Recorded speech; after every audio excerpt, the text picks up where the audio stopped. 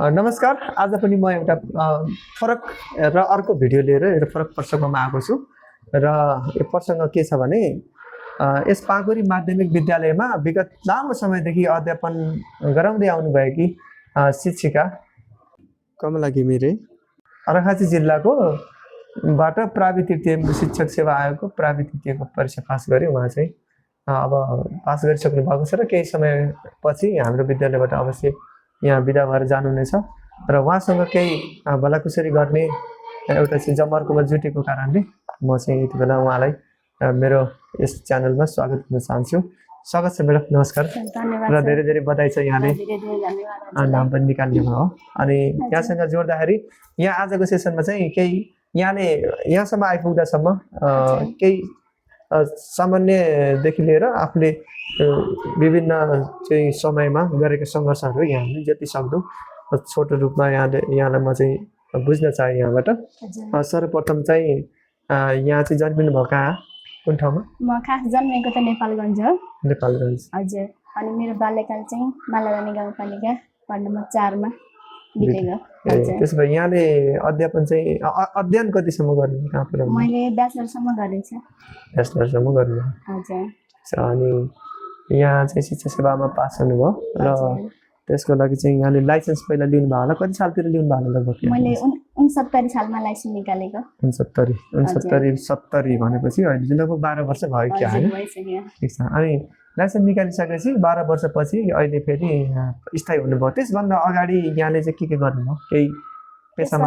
हजुर, मैले अब ब्याचलर 3rd इयर पढ्दै गर्दा उही सन्देशको एउटा बोर्डिङमा पनि पढाएको थिएँ 1-2 वर्ष। अनि त्यसपछि इन्डियातिर गयो अनि उता पनि मैले 1 वर्ष बोर्डिङ पढाएको थिएँ।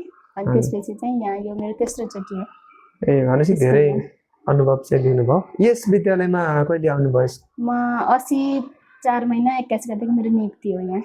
भनेपछि लगभग अब यो चैतमा 20 महिना हुन्छ लगभग। भनेपछि लगभग 1.5 वर्षभन्दा बढीमा पढाउनुभयो, अनुभव पनि पाउनुभयो। र यहाँले पढ्दाखेरि चाहिँ तयारी गर्दाखेरि कसरी गर्नुभयो? अलिकति कसरी तयारी गर्दाखेरि पास भइन् रहेछ त आफ्नो अनुभव सुनाउनुहोस्। मैले चाहिँ सेल्फ स्टडी नै गरेको। अब यहाँ अब नेटको सुविधा छैन अनलाइन क्लास लिनको लागि, त्यही भएर अब सेल्फ स्टडीबाट नै मैले यो गरेको। त्यसो भए सेल्फ स्टडीबाट पनि गर्न सकिँदो रहेछ है? हजुर। अनलाइन क्लास नलिए तापनि आफूमा इच्छा शक्ति हुनु पर्यो। हजुर हजुर। अब अनलाइन क्लास लिएर मात्रै त आफूले कोसिस नगरे त हुने केही पनि होइन। त्यही भएर अब कतिको प्रयासमा निकाल्नु? यहाँ त 12 वर्षको अन्तरालमा त पक्कै पनि कति दिनु भयो होला? यो मेरो तेस्रो चोटि हो।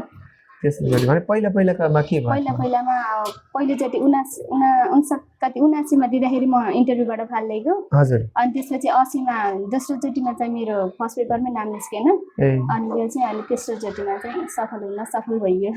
एकदमै राम्रो भयो हजुरको।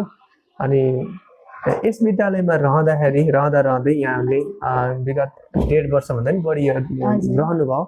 यहाँको यस विद्यालयमा रहँदाखेरिको अनुभव कस्तो छ यहाँलाई? यहाँको स्टाफ, विद्यालय परिषद अथवा अभिभावक कस्तो लाग्यो? यहाँ देश एकदमै राम्रो छ, वातावरण पारिवारिक वातावरण छ। सबै सरहरू म्यामहरू सबै सहयोगी हुनुहुन्छ होइन।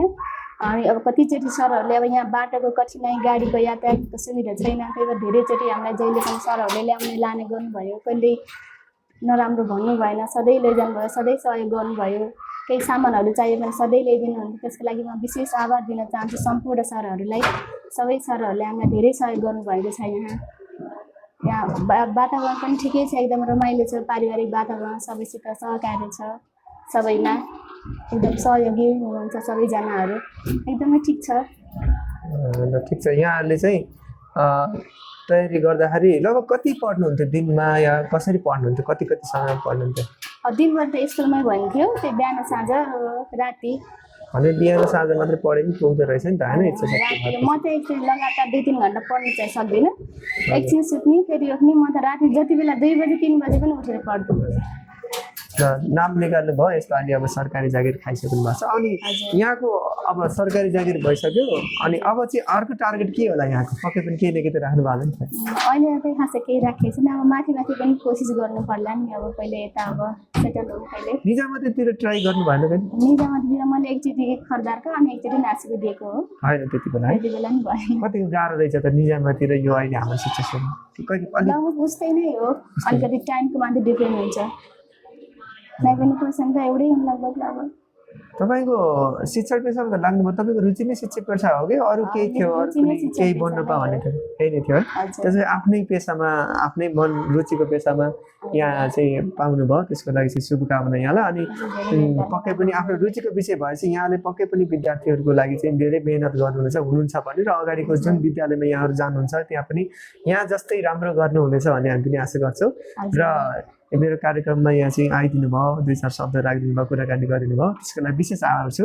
शुभकामना यहाँलाई है त यहाँको चाहिँ कार्यकाल एकदम राम्रो रहोस् है त पुरो थप प्रगति पनि भइरहेछ है त हस् ल हजुरलाई पनि धेरै धेरै शुभकामना धन्यवाद हस् धन्यवाद